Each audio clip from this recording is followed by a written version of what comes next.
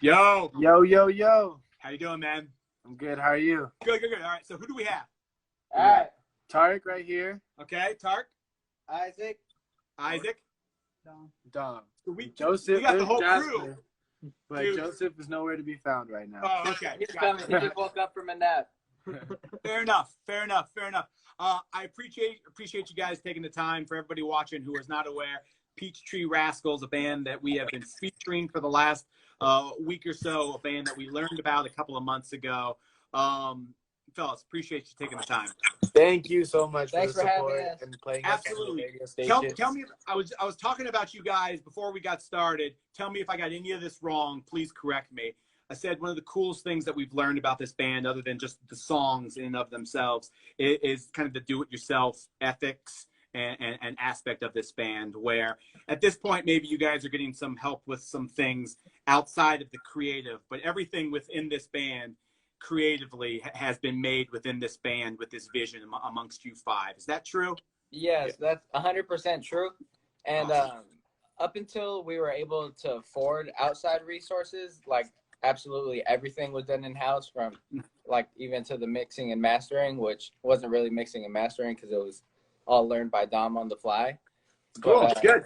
So now that we had like the funds available and the connections available to improve the quality of the music, we obviously use those tools to our advantage. Yeah. The goal was always, the mindset was always do the best with what we've got. Mm-hmm. And we always it was just that. And usually what we had was nothing but ourselves and like the camera and like the mic, and just that was it. But until we started to build and slowly started getting more and more resources, doing what we like, the best of what we got is starting to expand. Like what we have is a little bit better. But that's good, just, man. It's honestly great, because there's nothing worse than when it's just us, or when it was just us and we have these ideas and things that we just couldn't get out ourselves because just not enough experience or knowledge in the field itself.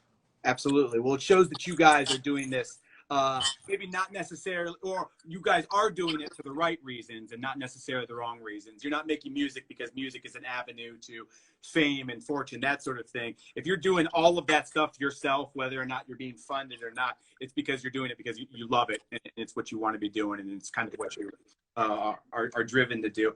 The five guys met in high school, right, in the Bay Area? Yes, sir. Tell us about that. How'd the connection happen? How'd you guys know that this unit was going to be a thing? Well, the connection happened naturally. Like we just became friends through classes and mutual friends, and just literally hanging out, having fun, playing sports, just doing like nothing, just what friends do. Yeah. So it's like we always had that connection, that bond. And Isaac, like just moving to San Jose when we first met him, already had a background of just like writing and recording just off of YouTube beats and stuff like that. Sure. So he was like the first person we saw just like actually recording and writing his own song. Is something he could say is originally his, nothing like. So it was super inspiring, and just the fact that we were friends and he was doing that in our group, just slowly one by one, we each started getting more inspired to do the same thing. And before we knew it, we were all just making music together until we had some like years and some songs like stacked up. Until like we just said, okay, this is a real thing, and let's go for it 100%. Oh, I wanted to talk to you actually about that moment. You guys aren't the first guys that met in high school and started a band, but I feel like with anybody who gets to the point that you guys have gotten to, there's a moment or a time or a series of moments where you're like, wait a second, this is more than just like, and I can say this, I guess, this is more than just like a fuck around thing. This is legit. This is real. And this may be a thing that we get to do now for a considerable amount of time. Was there that moment for you? Yes. So like, I mean, to a certain extent, like, there was a point where Dominic decided he wanted to do it for the rest of his life. And he basically went crazy in the studio, like an inhumane amount of hours. 65, 70 hours a week. Yeah. At least. Also while he was working at Red Lobster, which is kind of crazy. Like, I can't imagine putting in that work, but being around that level of like fucking passion and dedication, kind of like, because I had been working like rapping for like a few years before, but I was never able to get the sound like where it needed to be and stuff like that. And then Dom stepped in, and then just seeing him work day in, day out, no sleep for 2 days, whatever it was, like just kind of lit a fire under all of us. Mm-hmm. And then that just led to everyone like exponentially improving individually. Yeah. Like that was probably like the first time we were like, okay, this is a real thing, just seeing the amount of hours he was putting in. Because he was treating it more than like a real job, more than a career. It was like, this is life. This is what we're doing. Yeah. That was like the first time. But then after we started releasing, it's kind of like those moments pop up every once in a while. Like the first time we got on a big playlist in Spotify, we were like, this is it. This is happening. And then the next time we got on an even bigger playlist, we're like, okay, now this is it. And then it's like just little things like that. They slowly start coming. And even right now, like just the other day, MTV tweeted us, and it's just like little things that come up here and there that just keep reassuring us like this is really happening. And it's good, man. Good. I'm glad you're enjoying it. Those are fun things. That entire ride, as those little benchmarks and landmarks happen, those are absolutely fun, and it is good kind of justification and vindication that you guys are on the right path for sure. When did you move to LA? Was it a year and a half ago? About I would say 6-7 months ago. Oh, okay. So it wasn't that long ago. No. How you liking it? The first year in LA usually sucks for people. Usually it's the worst. Is that how you guys like it? Honestly, it's not too bad because we're not like in the heart of the city, so it's kind of like we still kind of have the same like suburban like feeling that we've had in San Jose.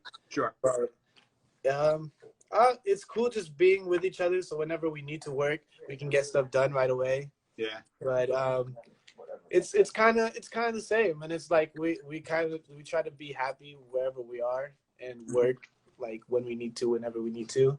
So it kind of doesn't really matter like where we are as long as we're able to do what we need to do.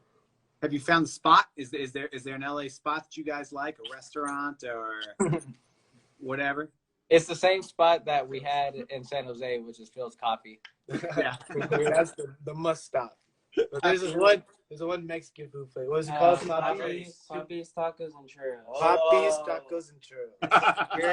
Birria Taco Restaurant. That's perfect. It's great. Awesome. The song that we've been playing is "Things Won't Go My Way." Obviously, there's a bunch of songs out there. That's been the one that we've kind of focused on. It's funny, you hear a title like that, "Things Won't Go My Way," and you think that this is going to be a downer song, but I feel like most of your music, it's actually it's an optimistic message. Can you tell us a little bit about the making of the song and the message of the song? Making of the song. Jasper, go. Oh yeah, so like No pressure, Jasper. The chord progression I had for it, like I was in Joseph's room back in San Jose, and then I was playing around with the guitar, and then I just started hitting a chord that sounded pretty cool, and then we just built up on it from there. Yeah, that's pretty much it. He had that like progression made like 6 months before we even like started like even thought about making that song. But we were just in the studio with one of our friends, Ryan, and Jasper just pulled it out. He just pulled out the chord progression, and then I don't know, just like that whole like things won't go my way, but still being optimistic is kind of like describing like just like how we feel and how like life can be sometimes. Yeah, we just wanted to be honest about it, but like the chords and like the feeling of the song itself isn't like a downer song. Sure. So we tried to bring the light to that side of things. Absolutely. Just give the song exactly what it needs. Yeah, that makes sense. Jasper, much like that song, you nailed that answer, dude. Nice work. Thank you.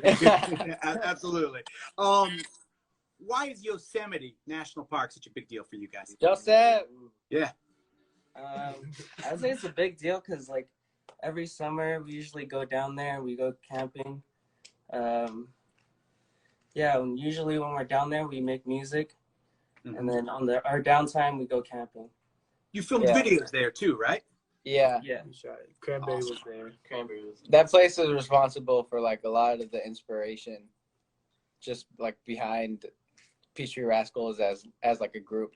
Yeah. Like even more so than like a musical inspiration. It's just like a place where we reset and then come back to like society, civilization, with kind of like a refreshed type of mindset. Or at least for me. I think I'm speaking for everyone. Yeah.